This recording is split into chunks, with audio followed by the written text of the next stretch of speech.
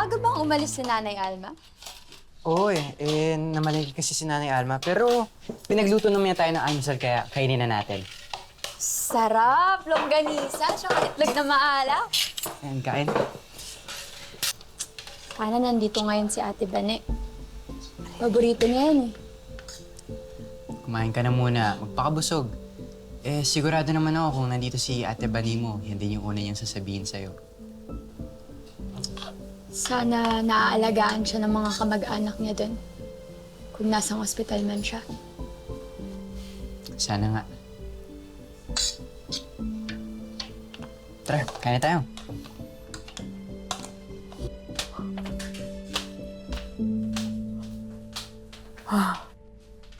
Wala bang kape dyan? Benji, timpla mo nga ako ng kape dun.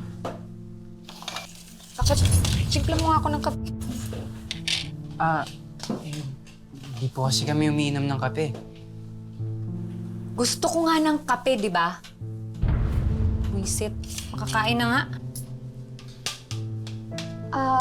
Ate Dolores, para po kasi sa amin ang niluto po ni Nanay Alma.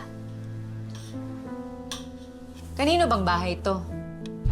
Ha? Sino bang nakikitira dito? Di ba kayo? Kaya kung anong nakikita ko sa lamesang to, kakainin ko. Ha? Naiintindihan nyo? Sige na, umalis na kayo. Nakakairita yung mga itsura nyo.